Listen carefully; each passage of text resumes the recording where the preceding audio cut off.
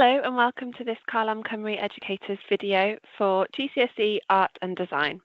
My name is Miss Lucy Saunders and I am an art teacher, and this will be guidance for either Unit 1 portfolio or Unit 2 externally set assignment. So the structure of these guidance videos, it means that you can apply it to either the process of developing a project uses a similar structure, so the guidance I'm giving you throughout can be used for whichever project you are working on. So just a reminder of the GCSE, you have 2 units, as I've mentioned, the portfolio project and the externally set assignment. The portfolio is 60% and your ESA is 40% of your overall GCSE. So these 4 videos are a series, but could also be used out of order. They could be chronological or dipped in and out of. So video 1 is getting started, choosing your theme and planning your project. Video 2 is contextual references and artist studies. 3, photography and observational artwork. And then this video is about developing to your final piece. So what I'm going to be talking about, you can't do this section until you've done the other sections, because you need the research and the photographs and the observational work in order to inform your development and your final piece. But that doesn't mean you can't watch the video before having done those things, because seeing how the whole project evolves right from the beginning and thinking about how you're going to get to that final piece is a really helpful way to look at it. So if you're just starting out and you've come to this video, that's fine too. I think it can be really helpful to think about the end goal right from the beginning. So an overview of one way of looking at your GCSE. So this is for art, there are lots of different approaches to how to structure a project, as long as you are hitting those 4 assessment objectives. So this is one way of looking at it. I'm certainly not saying this is the only way. So you can dip in and out of this, and of course use the guidance of your teacher as well, and the WJC website to ensure you are fulfilling your potential with your project. So phase 1 is your initial project ideas. Phase 2 is more specific research, so artists, context, photography, visiting a gallery or a museum, and reading, listening and interviewing around your idea. Now, just because those bits are in phase 2 doesn't mean that they can't be sort of repeated or blurred into the other areas. In fact, the best projects involve reading and listening and interviewing throughout. And even right towards the end of the project, if you get the opportunity to go to a gallery or a museum, it can still be really informative. So it certainly isn't that phase 2 sits at the beginning and isn't relevant throughout, because it is. The creative process sort of circles back in on itself all the time. So do keep your eyes peeled for those kinds of things throughout your entire GCSE and beyond in order to continue to inform your work. Phase 3 is then trying out informed artwork ideas. Now that's really specific language, because trying out, meaning it isn't going to be completely resolved at this point. It's quite experimental. You're demonstrating to your teacher and your examiner that you can experiment and try things, but they are informed. So you're not just trying absolutely anything with no meaning. It's informed by the specific research you've already done. So there should be evidence of that information that you have gathered in the artwork that you are now experimenting with. So you might play with composition, colorways, scale, message, thinking about the theme, what the message is, and many other things. That's just a small example. And make a range of development pieces. Now again, just a moment on language. When I say development pieces, that means art pieces. Some might be completely finished, some might be half finished, and you've decided halfway through that you've learned enough from that piece that you can move on and you make notes about what you've learnt. But certainly some of them should be completely resolved artworks, whether that's paintings or drawings or sculptures or textile pieces or photographs, and others might be a little bit less finished. So development piece is the language I use for it. what I mean is bits of artwork. And then phase 4, which we will also be covering in this video, is refine and plan. So practice anything that didn't go so well in your developments. Make any adaptations, try other options for things, try a different version, bigger or smaller, or a different layout. Take new photos if you need to. As I said, phase 2 can come in at any point.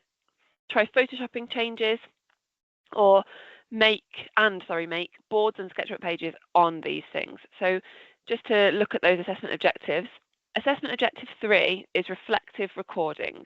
And this is a really, really great time to hit all of them actually, but especially reflective recording, because you're able to say, I tried this in green and actually I've realized that I think it would be more meaningful if I did it in blue. You can see that that's a very vague example, but you are able to evidence that you've done something, write a little bit about how it went, and then evidence what you're going to do next to develop your work on, and write about that. It should be visual as well. So with the green and blue example, you might have a little swatch of green, the work that you did in green, and then a little swatch of blue and the work you did in blue, and then a note saying this is much more successful in blue because it links back to my theme or my artist. So you're ensuring that everything links up at this stage. And eventually that little bit at the bottom there, the bottom of the funnel, is your final outcome. So similarly to the language of saying development pieces, I say final outcome because it could be, like I said, any kind of artwork, whatever endorsement or medium you're working in. Yeah, and we'll come back to that in a little while. So we've seen this slide before if you've been through these videos, but to remind you, because this is the point where we are really wrapping everything together, so it's important to really think about what you have done so far. You've demonstrated your skills and what you are good at, and now is the time to really show that off. You've done all of the bits where you're gathering research, drawing from real life. You're now going to really show off what you can do with that information. Your project theme should be really strong by this point. You should know exactly what your work is about, what your message is, what you want someone to consider or question when they look at your work. You should be looking at research throughout, but you definitely will have a body of research from the beginning about the meaning of whatever artwork you are going to be creating.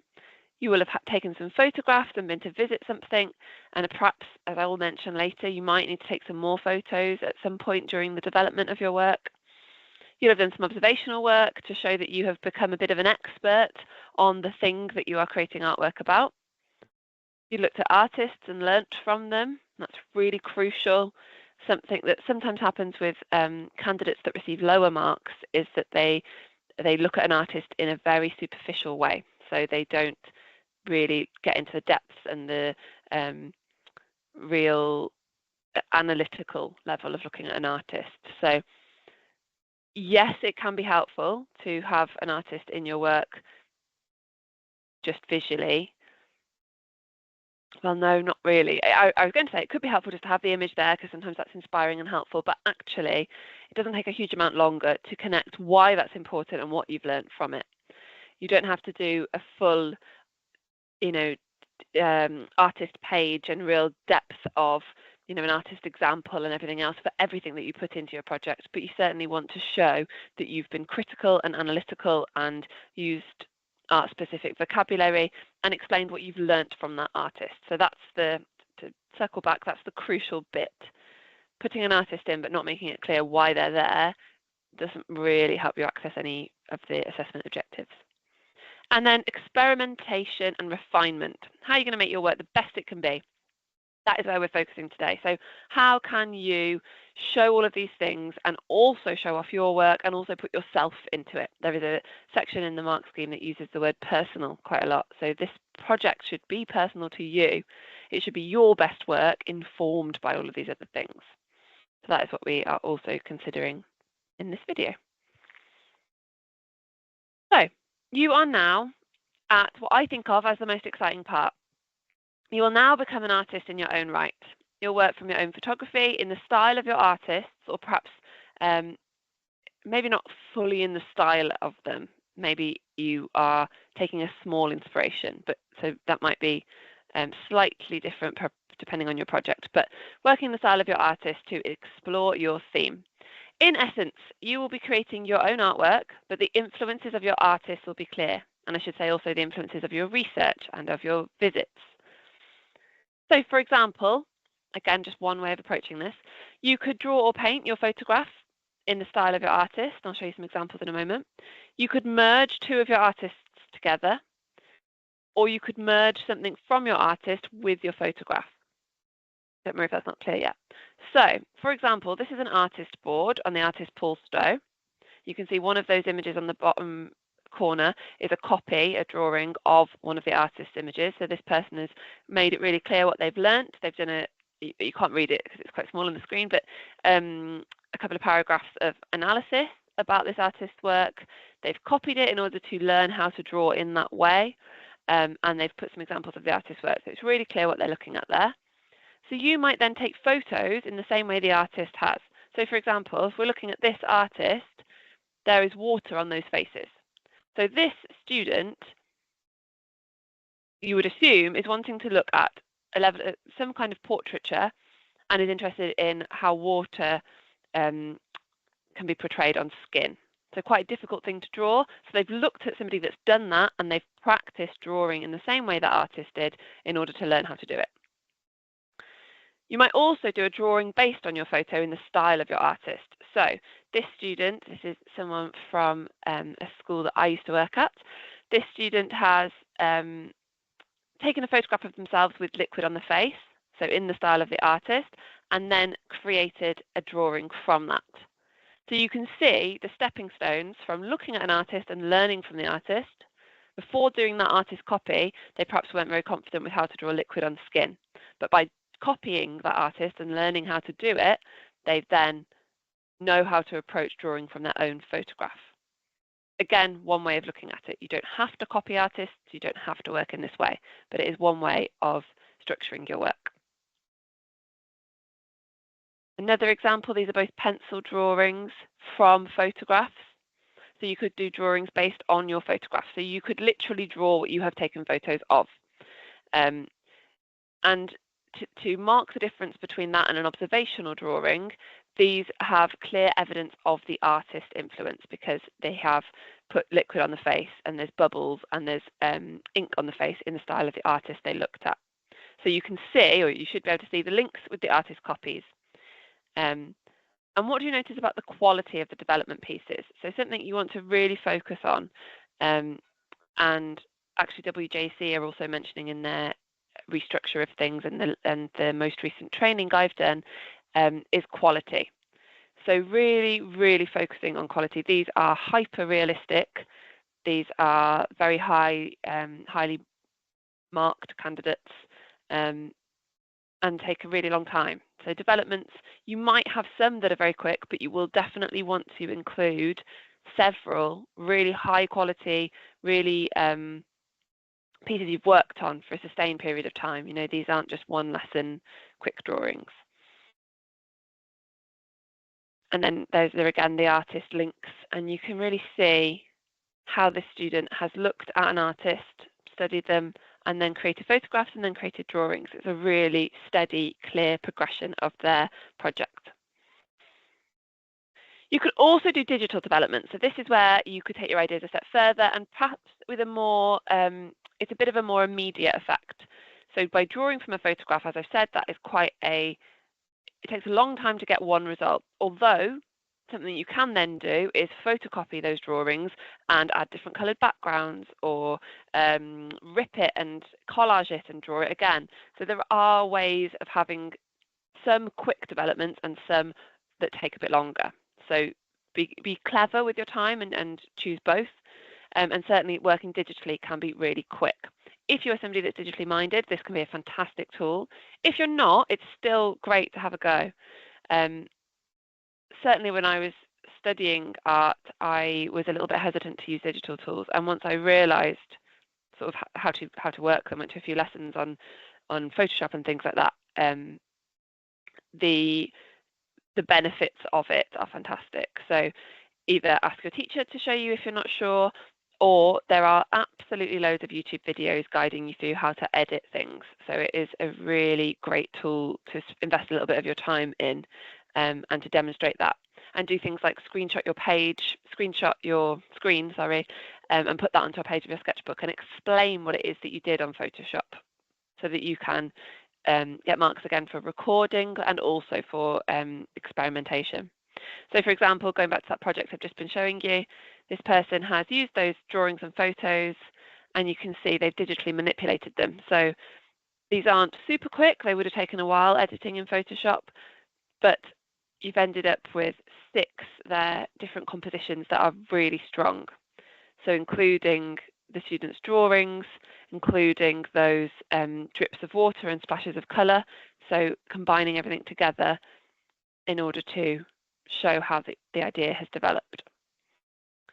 So another way of looking at it is, and these images are stock images that I found on Google. You can see the stock marks on them. So I'm not suggesting you use images from Google. They're just portrait photographs that I found to make this example. They're not my photographs. So you've taken your photograph, and then you've decided you are interested in the artist David Hockney. So the device he's using here is lots of sections layered up. So I've made my little notes in the corner just really simply so that this is really clear. So you can see these are portraits, but they are like repeated little bits from different angles and then layered back on like a collage. Maybe they've been done digitally. Maybe they've been done by printing and physically collaging them. So how could you use, you've got these portrait photographs that you haven't found on Google like me, how could you use those photographs and this artist to create a development? Well, quite simply, adding them together equals a collaged face. So again, this is a Google image that I've then just taken little sections from and made a collage like this on PowerPoint. So development 1, my example there, is working in the style of David Hockney. I've used the computer to create a layered up portrait. Now, I spoke a moment ago about editing on Photoshop and doing things that are a bit more sophisticated. I have literally cropped, copied and pasted this image repeatedly on PowerPoint. And you wouldn't want to be doing the image plus equals in your sketchbook, but printing a few images and cutting and sticking them down in this way would really clearly demonstrate this idea. So it doesn't need to be, sometimes students get a little bit stuck here and go, I don't know what my idea is. It doesn't need to be much more complicated than this. So you could then take this development a step further by drawing it. So the collaged piece that I've created, you could then draw that in pencil. So that's developing your work even further. And then further development options would be to create 10 different versions of this image on Photoshop, order the photos differently each time, make some bigger, change them to colour, maybe make the eyes bigger and the chin smaller and the hair more dramatic, just editing things ever so slightly. And there already on that page, I have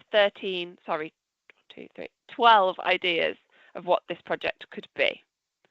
So really just thinking, what different ways could I do this?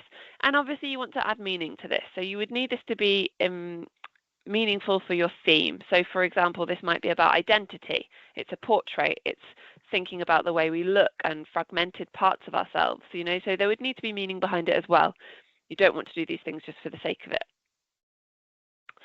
So several versions of the composition is the way it's put together. Sorry, this is ways that you can then develop further. You could do several versions of the composition, like I said. Composition meaning the way the image is put together. You could change the scale, which is size, and the colour. And you need to show, I put me, but your teacher, and the examiner that you have lots of ideas. So the exact same idea in 3 different styles. Those made into a final piece are going to look completely different, but it's the same idea. Yeah, so the scale, the size, for example, on number 2, the pieces of the face are going to be so much larger than they are on number 3, for example. So you'd then be able to make notes and say, this piece, number 2, is going to have a much more dramatic impact on the viewer because the face feels so large that when you're looking at it, it's bigger than a real person's face would be in real life, and talk about how interesting that could be. Maybe you talk about how you don't think it's worked and you don't like it, but making those notes and critiquing your ideas as you go. So then from this, you could bring in another artist. The artist I'm using for this example is Antonio Finelli. who creates these pencil portraits but leaves little sections missing, and it's linked to memory, the meaning for him. So I would draw from my photographs but deliberately leave parts missing. So I'm still working in the style of David Hockney as well. So working in the style of Finelli and Hockney and using my own photographs, I would create something like this, but sections would be pencil drawn and sections would be missing. So I'm starting to develop all of the artists in my imaginary project that I have looked at, as well as my own photography and my own ideas.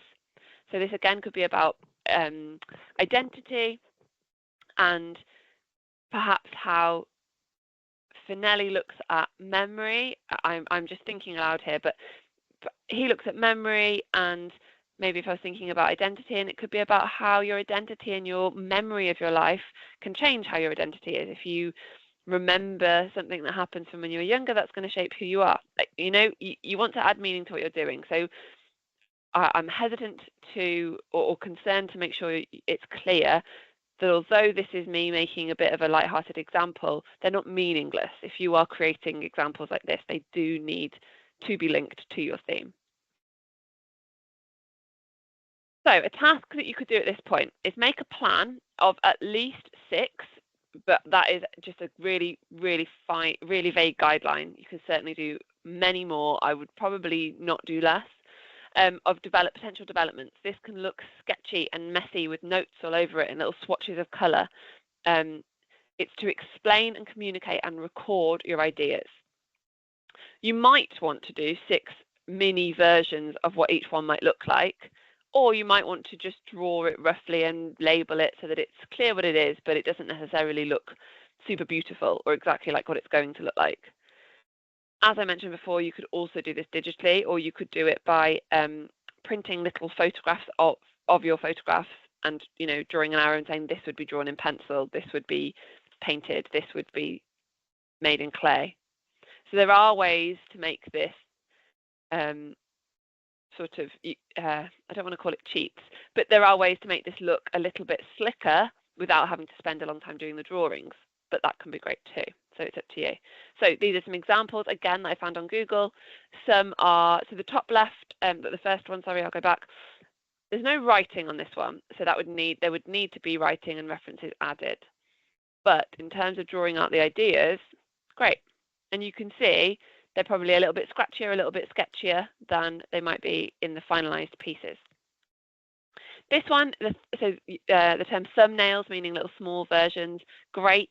A few different sizes, there's some colour there, they're really beautiful little pieces of artwork, and you can see, but perhaps not read at that scale, the notes that are around the edges, and there's some swatches of colour. Brilliant. You're telling me so much visual information there, getting loads of marks for all of the assessment objectives, really.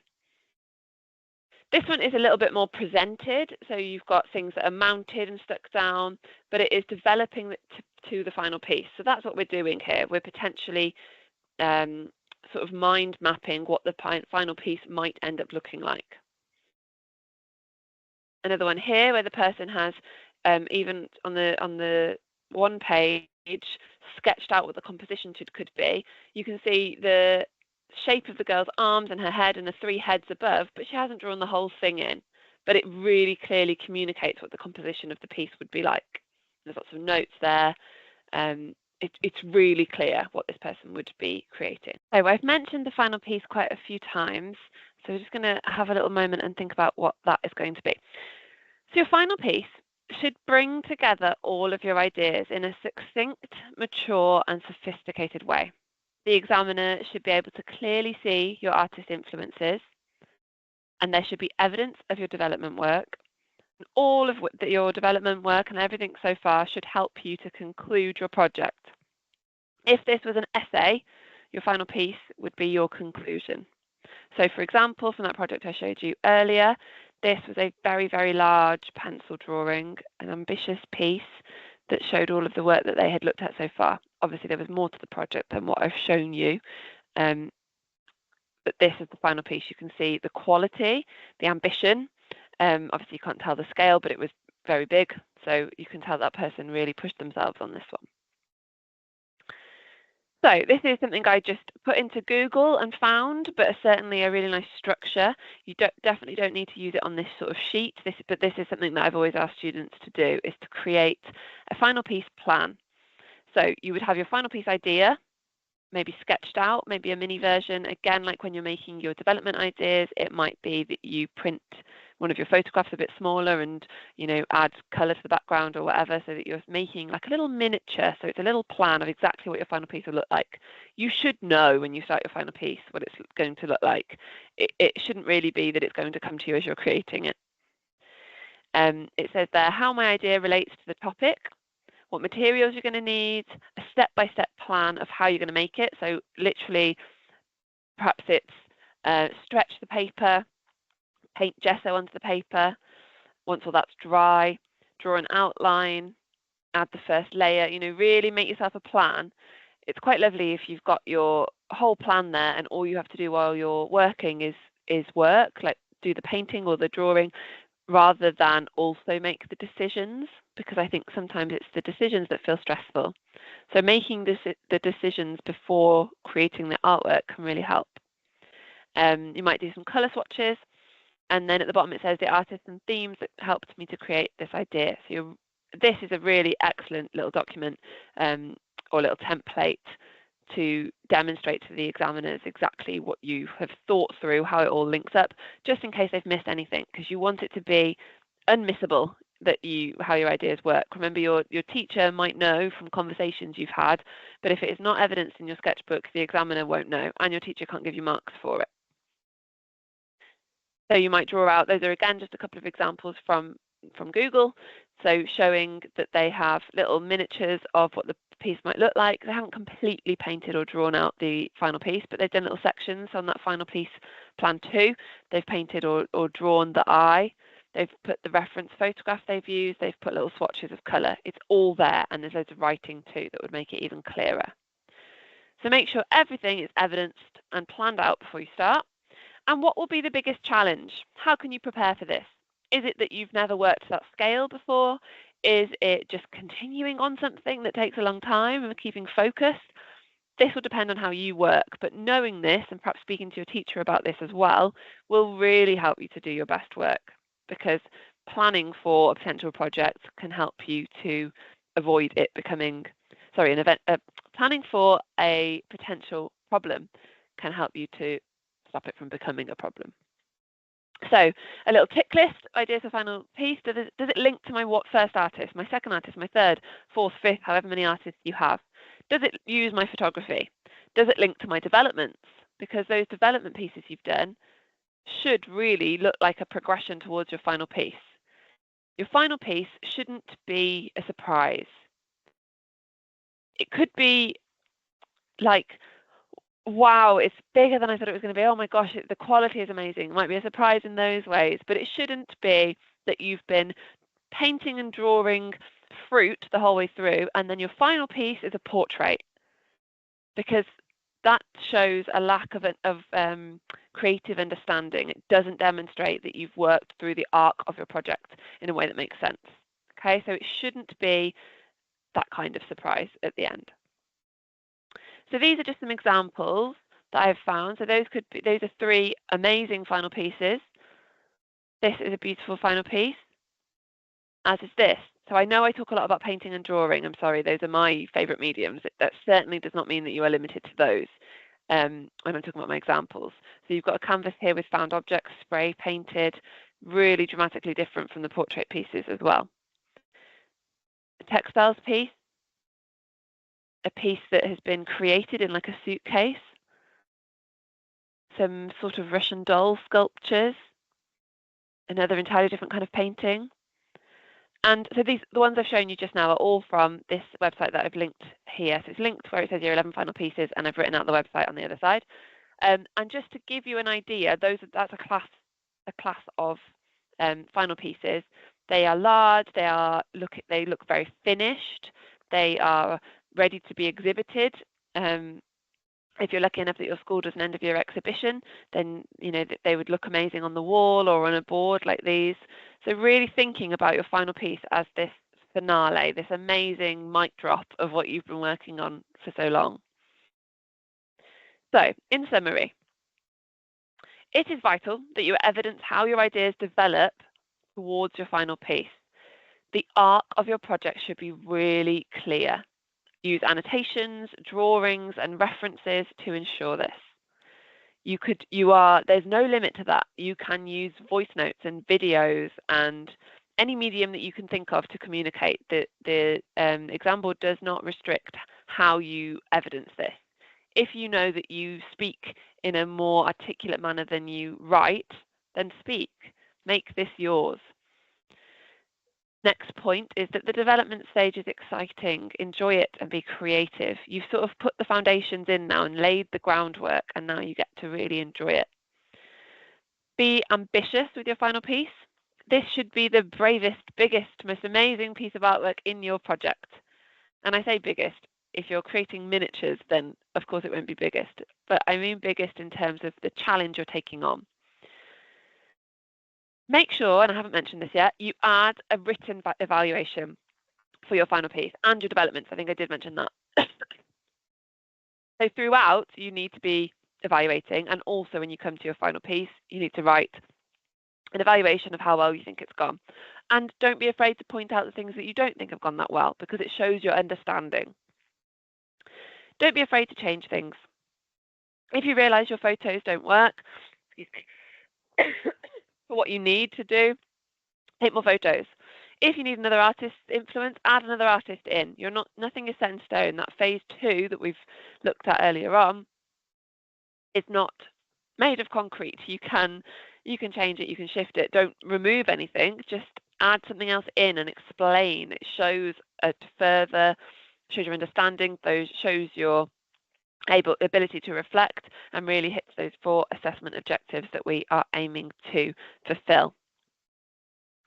Okay, thank you for listening. I hope this has been helpful. As I've said, there are 4 videos in this series that can help you with Unit 1 and Unit 2.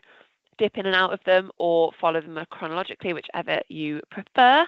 And remember that this is one piece of guidance rather than a strict how-to, because the exam board does not ask for that. The exam board is quite open in how you approach this. This is just one way that you could hit those assessment objectives. Thank you for listening.